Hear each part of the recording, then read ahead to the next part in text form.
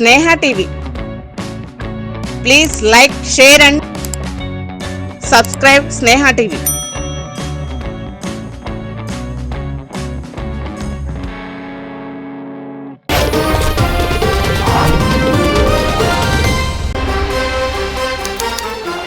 ఘనంగా ఇందిరాగాంధీ 107వ జన్మదిన వేడుకలు.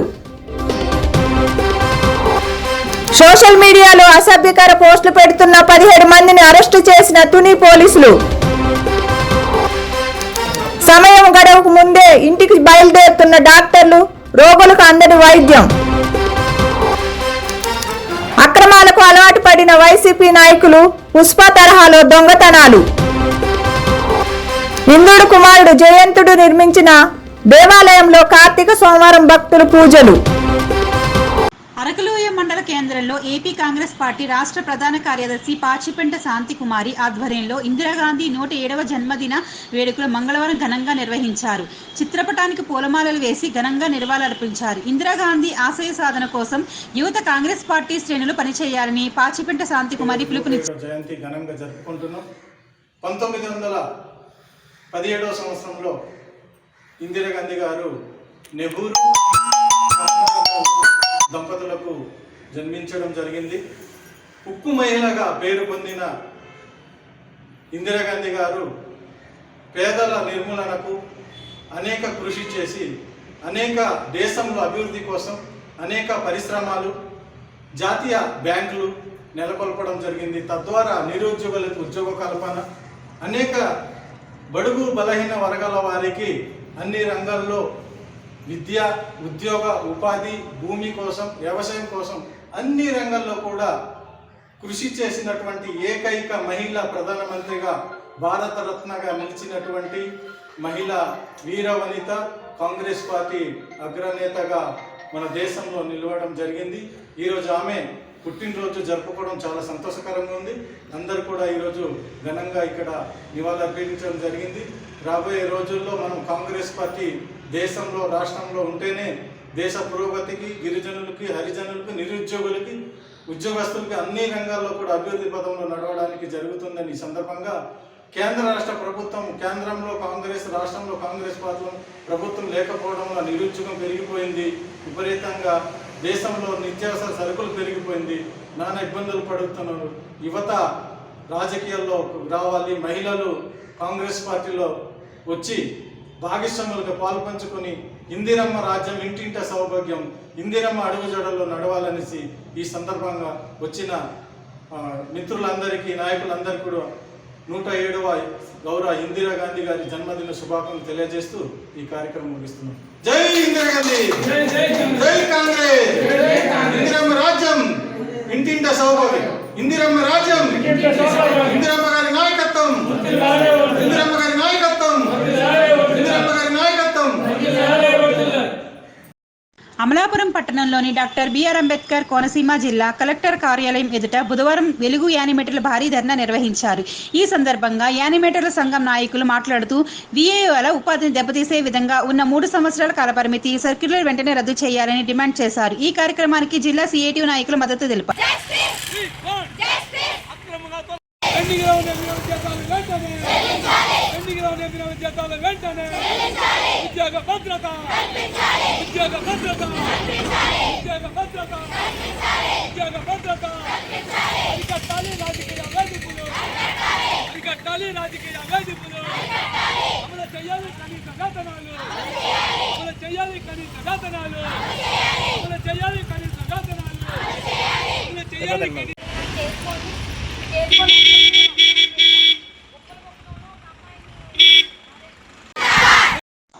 ఉభయ గోదావరి జిల్లా గ్రాడ్యుయేట్ ఎమ్మెల్సీ రేసులో మంత్రి రవిరాజు ఏ పార్టీతో సంబంధం లేకుండా ఇండిపెండెంట్ అభ్యర్థిగా పోటీ చేయనట్లుగా మంత్రి రవిరాజు మీడియా ముఖంగా ప్రకటించారు. సడన్గా తీసుకున్న నిర్ణయం ఒక పార్టీ తరఫున కానీ ఇంకో తరఫున కానీ నేను వేయట్లేదు. ఒక ఇండిపెండెంట్ అభ్యర్థిగానే నేను రంగంలో దిగాను. నాకు అన్ని పార్టీలు మద్దతు ఉంది. వేళ టీడీపీ, జనసేన, బీజేపీ, వైసీపీ అందరూ కూడా చాలామంది ఫోన్ చేసి రవిగారు మీరు తింటే బాగుంటుందని అంటంతో నేను కూడా ఎదకు వచ్చాను. ఇప్పుడు ఎవరైతే ఉన్నారో గ్రాడ్యుయేషన్ అందరికి కూడా వాళ్ళకి ఏ కష్టం వచ్చా సరే, ఏ ఆపద వచ్చా సరే నేను వాళ్ళ తరఫున పోరాడి వాళ్ళకి కొన్ని అవకాశాలు వచ్చేలాగా నేను పోరాడతాను. అలాగే రేపు 9వ తారీఖు దాకా కూడా పొడిగించారు. ఎక్స్ట్రా కూడా రేపుతో కంప్లీట్ అనుకున్నారు. 20 తారీఖుతో లాస్ట్ అన్నారు. వాటర్ నమోదు ఇంకా ఎవరైతే ఉన్నారో అందరూ కూడా వాటర్ నమోదు చేసుకోవాలని కోరుతున్నాను. ఇప్పటివరకు కూడా నేను ఏ ఎన్నికల్లో నేను అయితే పోటీ చేయలేదు. ఇదే ఫస్ట్ పోటీకి రావటం కూడా. ఎప్పుడు పదవి కావాలని కానీ ఏ ప్రభుత్వం అడగలేదు. నేను గతంలో కూడా మీ అందరికీ తెలుసు, ఒక మాట ఇచ్చినంటే ఏ రకంగా ఉంటుంది, ఏ రకంగా చేస్తామో అందరికీ కూడా తెలుసు. మీరే చూసారు గతంలో ఫ్లడ్స్ వచ్చినప్పుడు ప్రతిరోజు ఎంతమందికి అన్నదానం చేసేవాళ్ళం. ఏ ఆఫ్ వచ్చినా సరే ఇమీడియట్లీ మనం రెస్పాన్స్ అయ్యాము. కరోనా కష్టకాలంలో కూడా అందరికీ కూడా ఎంతో ఉపకారం చేసి తెలుసు. ప్రతి డోర్ టు డోర్ వెళ్ళి వాళ్ళందరికీ కూడా మనసు యత్నం నేను చేసి ఉంటుంది. కూడా చాలామంది హాస్పిటల్లో జాయిన్ చేసి చాలా ఇదిగా చేసి కరోనా కష్టకాలంలో కూడా చాలామంది బతికించి మనకు కూడా మీ అందరూ ఆ రోజు కూడా మీ అందరూ మీడియాకి ఇచ్చి అంతా చేసేది. నేను చేసే కార్యక్రమం ప్రతిదీ కూడా మీ అందరికీ తెలుసు, ప్రజలందరికీ తెలుసు. కానీ నా వ్యక్తిగతంగా నేను పరిచయం చేసుకోకూడదు కూడా. కాబట్టి ఏంటంటే ఒక అవకాశం నాకు కూడా ఇవ్వండి. మీరు అందరూ కూడా నాకు ఒక పార్టీతో సంబంధం లేదు, కులంతో సంబంధం, మొత్తం అందరూ నాకు సమానమే. నేను గత ప్రభుత్వంలో అధికారంలో ఉన్నా ఇంకోటన్నా సరే అన్ని పార్టీ వాళ్ళకి చేసింది తప్ప ఓన్లీ ఒక పార్టీకి చేసిన ఇప్పుడు కూడా వెళ్ళలేదు. ఎవరితో కాంట్రవర్సీ చేసుకోలేదు. సోషల్ మీడియాలో అసభ్యకర పోస్టులు పెడుతున్న 17 మంది అరెస్టు చేసిన తుని పోలీసులు. కూటమి పెద్దలు సీఎం, డిప్యూటీ సీఎం లోకేష్పై సోషల్ మీడియాలో అసభ్యకర పోస్టులు పెట్టిన వారిపై పోలీసులు ఉక్కుపాదం. తుని ఏరియాలో సోషల్ మీడియాలో అసభ్యకర పోస్టులు పెట్టిన 17 మందిని అరెస్ట్ చేసిన పోలీసులు మరికొంతమందిని రిమాండ్ కోసం కోర్టుకి తరలించారు. యువతి ఇలాంటి కేసులు ఇరుక్కుని మీ భవిష్యత్తును నాశనం చేసుకోవద్దని సూచించిన సీఐ. కొంతమంది వ్యక్తులను ఇటీవల గుర్తించి ప్రభుత్వం ఇచ్చిన ఆదేశాల మేరకు కొంతమందిని అరెస్ట్ చేయడం జరిగింది. మరి కొంతమంది ఇంకా అరెస్ట్ చేయవలసి ఉంది. ఈ సందర్భంగా మీకు కొన్ని వివరాలు చెప్పాలని ఈ చిన్న ప్రెస్ మీట్ ఏర్పాటు చేసాం. తుని టౌన్ అండ్ రూరల్లో కలిపి సుమారుగా 17 మందిని ఇప్పటి వరకు గుర్తించాం, అరెస్ట్ చేయడం జరిగింది. ఇంకా కొంతమందిని గుర్తించవలసి ఉంది. ఆ యొక్క గ్రూపుల్ని ఐడెంటిఫై చేస్తున్నాం. ఫేస్బుక్ కానీ ట్విట్టర్లో కానీ ఈవెన్ వాట్సాప్ల ద్వారా ఈ యొక్క పార్టీల మధ్య విద్వేషాలు రెచ్చగొట్టడం కానీ, లేదా వర్గాల మధ్య, కులాల మధ్య విద్వేషాలు రెచ్చగొట్టి శాంతి భద్రతలకు భంగం కలిగించడం కానీ, లేదా వ్యక్తుల యొక్క లేదా ప్రభుత్వంలో ఉన్నటువంటి హై ప్రొఫైల్ వ్యక్తుల యొక్క ఇమేజ్ని దెబ్బతీసే విధంగా ప్రవర్తిస్తున్న కొంతమంది వ్యక్తులను ఇటీవల అరెస్ట్ చేసాం. మీ అందరికీ తెలుసు. వాళ్ళలో ముఖ్యంగా మా దగ్గర నాగం గంగబాబు మరియు అడప సురేష్ అన్న వాళ్ళని అరెస్ట్ చేయడం జరిగింది. ఆనరబుల్ కోర్టులో కూడా వాళ్ళని ప్రొడ్యూస్ చేసాం.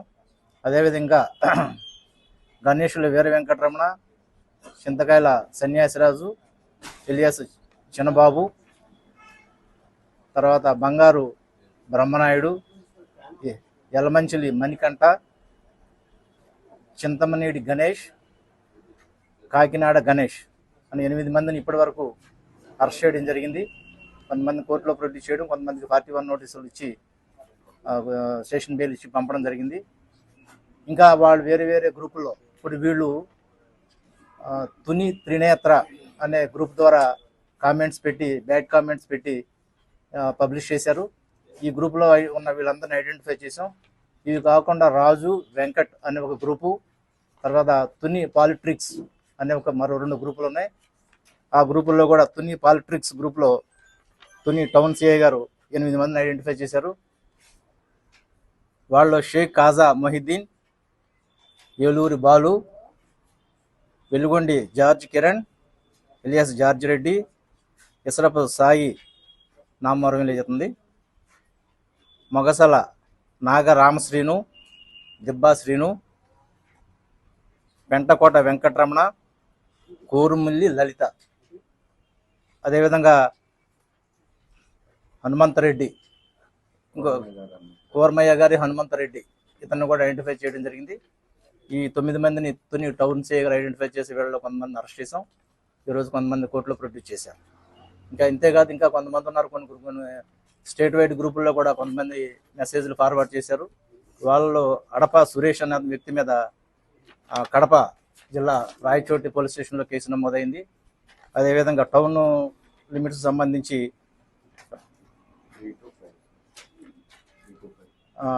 వెల్లిగొండి జార్జ్ కిరణ్, ఇసరపు సాయి, మొగసాల నాగరామశ్రీని వీళ్ళ మీద కూడా కడప జిల్లాలో కేసు నమోదైంది.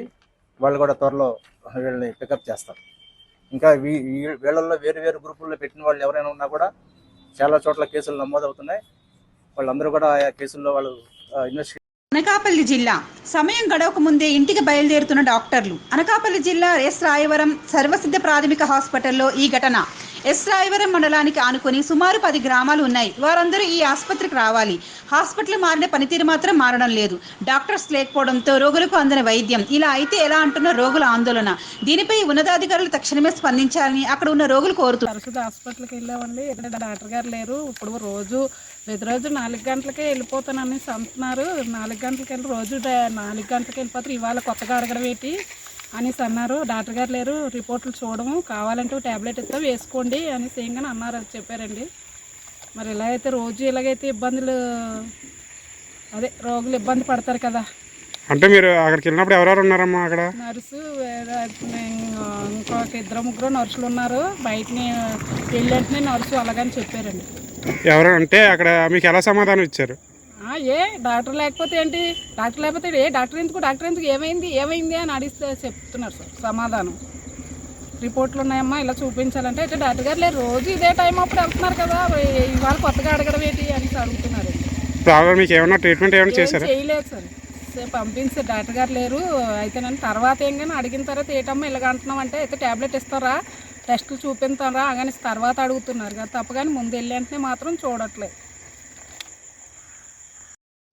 మద్యం మత్తులో యువకుల మధ్య పెరిగిన వివాదం హత్యకు దారితీసింది. నర్సీపట్నం డీఎస్పీ మోహన్ రావు కథన ప్రకారం కొత్త వీధిలో రాత్రి 11 గంటల ప్రాంతంలో బండారు కొండబాబు, రౌడీ షీటర్ బండారు సంతోష్ మరికొంతమంది యువకులు మద్యం సేవిస్తూ ఉన్నారు. ఆ సమయంలో ఎదురైన సర్వసిద్ధ నాగేశ్వరరావును ఈ సమయంలో ఎక్కడి నుండి వస్తున్నావు అంటూ ప్రశ్నించారు.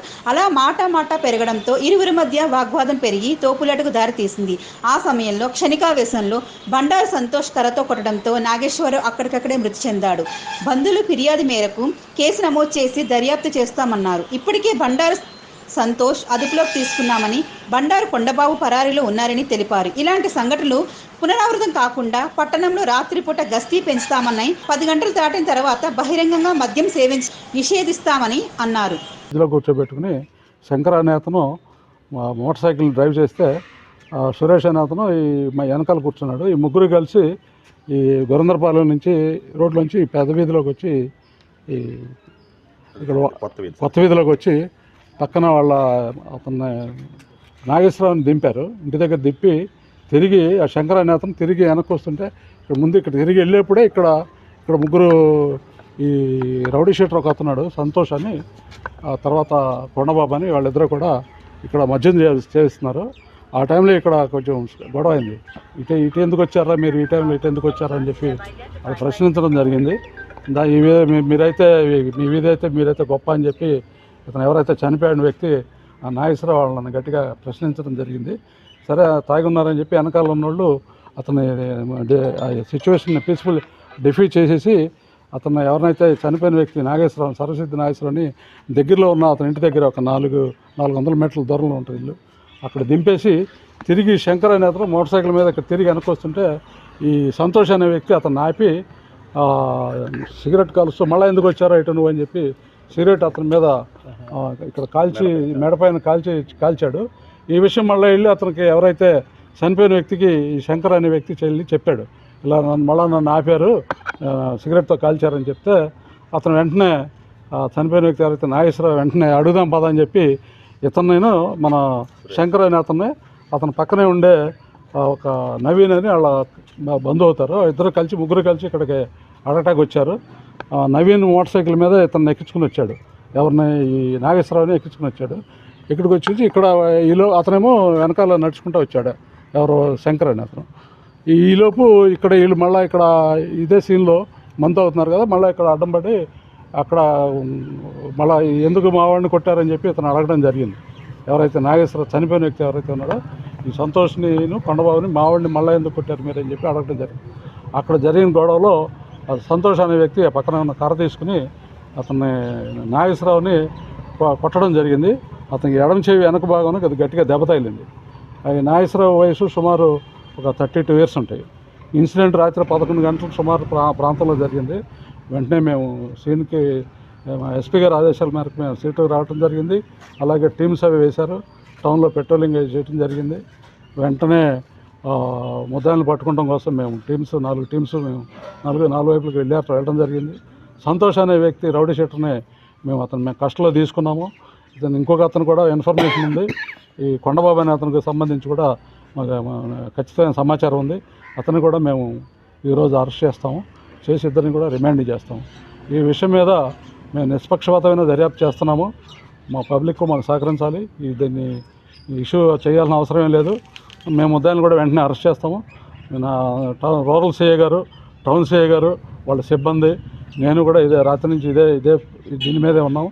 అందువల్ల పబ్లిక్ అందరికీ సహకరించవలసిందిగా మేము కోరుతున్నాం. Thank you very much. Rowdy షీటర్లకి కౌన్సిలింగ్ పాత కూడా లేవు. రౌడీ షీటర్లకి కౌన్సిలింగ్ ఏమైనా ఇస్తున్నారు? ప్రతి శనివారం మేము పిలవడం జరుగుతుందండి, కౌన్సిలింగ్ ఇస్తున్నాము. మ్యాక్సిమం అవి చూస్తాను. ఇంతకుముందు కూడా మీరు చూశారు, కౌన్సిలింగ్ ఇవ్వడం జరిగింది. ఇంకా ఎవరైతే కొంచెం యాక్టివ్గా ఉన్నారో వాళ్ళ మీద నిఘా ఉంది. ఎక్కడా మేము రౌడీ షీటర్ విషయంలో కాంప్రమైజ్ అయ్యే విషయం లేదు, అని చేస్తాం. ఈ విషయం మీద ఇది ఒక హెచ్చరికగా వాళ్ళు భావించాలి. ఇంకా తీవ్రంగా ఉంటాయి చర్యలు. ఈ రోజు నుంచి పెట్రోలింగ్ కూడా ఎస్పీ గారు చెప్పారు, సార్కి నాకు ఇద్దరికి చెప్పడం జరిగింది. పెట్రోలింగ్ విషయంలో కూడా మా వెహికల్ వేసి కంటిన్యూ తిరుగుతాం, ఎస్ఐలతో తిరుగుతాం. అదేవిధంగా బీట్ సిస్టమ్ కూడా పెంచుతాము. ఇంకా ఫ్యూచర్లో ఇలా అవ్వకుండా కూడా ముందస్తుగా ఇవన్నీ చేసి స్ట్రిక్ట్గా యాక్షన్ తీసుకుంటాం. కేసుల యొక్క తీవ్రత దృష్ట్యా పీడీ యాక్ట్ కూడా వేయడం జరుగుతుంది. ఆల్రెడీ ప్రీవియస్ కేసులు కూడా ఉన్నాయి కాబట్టి ఫర్దర్గా ఎలాగైతే యాజ్ పర్ లా ప్రకారం అవి కూడా ప్రొసీడ్ అవుతాం. Thank you sir. ఇద్దరి మీద ఉన్నాయి సార్? ఇద్దరి మీద లేవండి. ప్రజెంట్ కడప జిల్లా బ్రహ్మంగారి మఠం మండల పరిధిలో నాగిశెట్టిపల్లె పంచాయతీలో మంగళవారం ప్రపంచ మరుగుదొడ్ల దినోత్సవ కార్యక్రమాన్ని సచివాలయ సిబ్బంది, గ్రామ సర్పంచ్, తెదేపా నాయకులు ఆధ్వర్యంలో నిర్వహించడం జరిగింది. ఈ సందర్భంగా పారిశుద్ధ కార్మికులు రాజు, బాలస్వాములను సర్పంచ్ అనంతరెడ్డి, తెదేపా నాయకులు చంద్రబాబు, భీమానాయుడు సాలువలతో ఘనంగా సన్మానించారు. ఈ సందర్భంగా వారు మాట్లాడుతూ గ్రామాలలో గ్రీన్ అంబాసిడర్గా వీరి సేవలు ఎంతో విలువైనవని, ప్రతి ఒక్కరూ పరిశుభ్రతపై శ్రద్ధ వహించి పారిశుద్ధ కార్మికులను సహకరించాలని వారు కోరారు. రాజమండ్రి ఈఎస్ఐ ఆసుపత్రిలో మెరుగైన వైద్యం సౌకర్యాలు కల్పించాలని కార్మికుల ధర్నా. ఆసుపత్రిలో మౌలిక సదుపాయాలు కల్పించకపోతే కార్మిక సంఘాలు అఖిలపక్షం ఆధ్వర్యంలో పెద్ద ఎత్తున పోరాటం చేస్తాం.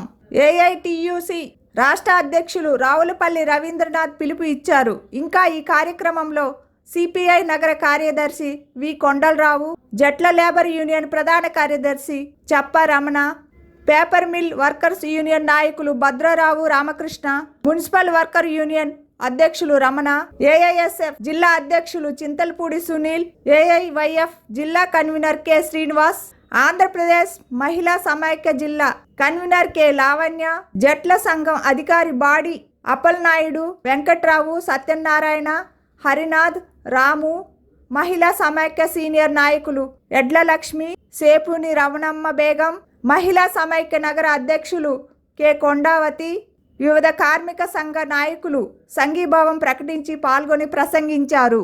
ఉమ్మడి శ్రీకాకుళం జిల్లా బూర్జ మండలంలో వైసీపీ నాయకులు ధనదాహానికి అడ్డు అదుపు లేకుండా పోతుంది. ప్రభుత్వ స్థలంలో టేకు చెట్లు దొంగతనంగా తరలిస్తున్న వాహనాన్ని గ్రామస్తులు పట్టుకున్నారు. ప్రభుత్వ స్థలంలో చెట్లను రాత్రికి రాత్రే గుట్టుచప్పుడు కాకుండా తరలించే ప్రయత్నం చేస్తున్న 4 వ్యక్తులను వాహనంతో సహా గ్రామస్తులు అడ్డగించారు.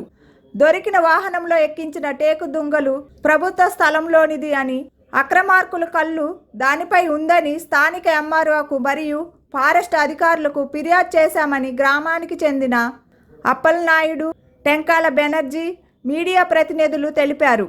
అక్రమాలకు అలవాటు పడిన వైసీపీ నాయకులు ప్రభుత్వ సొత్తును కూడా దోచుకోవడానికి సిద్ధపడడం దారుణమని గ్రామస్తులు వాపోతున్నారు. ఈ తరహా దొంగ రవాణాలు జరగకుండా అక్రమార్కుల పట్ల ప్రభుత్వం కఠినంగా వ్యవహరించాలని మీడియా ముఖంగా గ్రామస్తులు కోరుకుంటున్నారు. జైలు నుండి విడుదలైన ముఖ్యమంత్రిగా నారా చంద్రబాబు నాయుడు ప్రమాణ స్వీకారం చేయాలని కోరుకొని మొక్కు తీర్చుకుంటూ విశాఖపట్నం తుంగ్లం గ్రామం నుండి భద్రాచలం పాదయాత్రగా బయలుదేరిన 69వ వార్డు కార్పొరేటర్ కాకి గోవిందరెడ్డి. ఈ కార్యక్రమంలో తెలుగుదేశం కార్యకర్తలు, ప్రజలు పాల్గొన్నారు.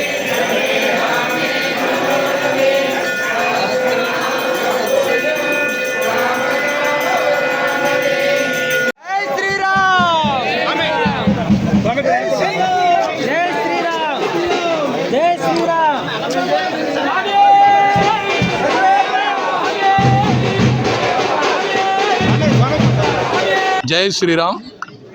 9/9/2023 ఆనాటి మాజీ ముఖ్యమంత్రి ప్రతిపక్ష నాయకుడు నారా చంద్రబాబు నాయుడు గారిని అక్రమంగా అరెస్ట్ చేసి జైల్లో పంపించినప్పుడు నేను బై బర్త్ తెలుగుదేశం పార్టీలో ఉన్న కొన్ని కారణాల వల్ల పార్టీకి దూరంగా ఉంచారు. అయినప్పటికీ ఆయన మీద ఉన్న అచంచలమైన విశ్వాసం, ఆయన ఈ రాష్ట్రానికి చేసిన సేవ, నన్ను ప్రోత్సహించిన విధానం నన్ను ఆలోచింపజేసింది.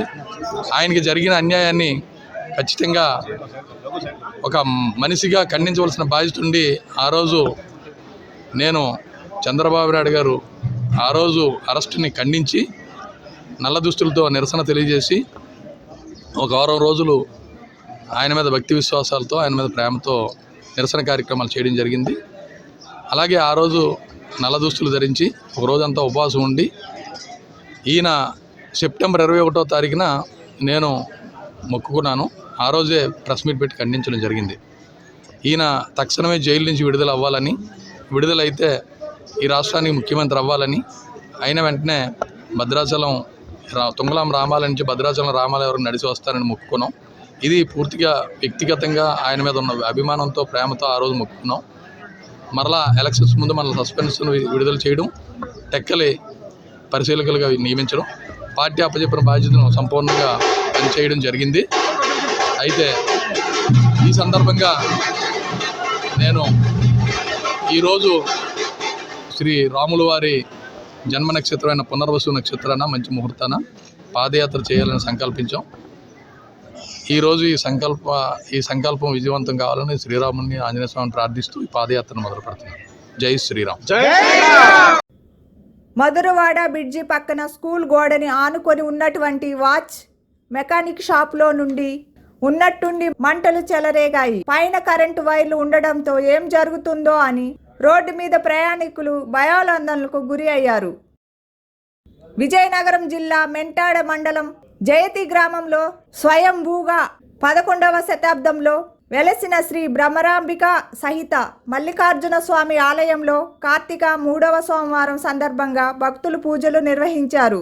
ఈ సందర్భంగా ఆలయం అభివృద్ధి కమిటీ చైర్మన్ చాపాన జోగినాయుడు మాట్లాడుతూ, ఇంద్రుడు కుమారుడు జయంతుడు యుద్ధానికి వెళ్తూ విజయం చేకూరాలని ఈ దేవాలయాన్ని నిర్మించినట్లు స్థల పురాణం చెప్తుంది అని తెలిపారు. జయంతుడు పాలించడం వలన జయంతి పిలువబడిందని, కాలక్రమేణా జయతి మారిందని తెలిపారు. భ్రమరాంబిక సహిత శ్రీ మల్లికార్జున స్వామివారి దేవస్థానం జైతి గ్రామం, మెంటాడ మండలం, విజయనగరం జిల్లా. ఇది 11వ శతాబ్దం కాలం నాటికి ఈ ఆలయానికి ఒక ప్రఖ్యాతి ఉంది. ఇంద్రుడు కుమారుడు జయంతుడు అనేటువంటి రాజు విజయాన్ని చేకూరాలనే ఆకాంక్షతో యుద్ధానికి బయలుదేరుతూ అన్ని సన్నద్ధమవుతూ విజయాన్ని చేకూర్చినందుకు జయంతి అనే నామకరణం చేస్తే ఇక్కడ ఈ ఆలయాలని నిర్మించడం జరిగింది. ఈ కాలక్రమేణా జయంతి అనేది జైతిగా మారడం జరిగింది.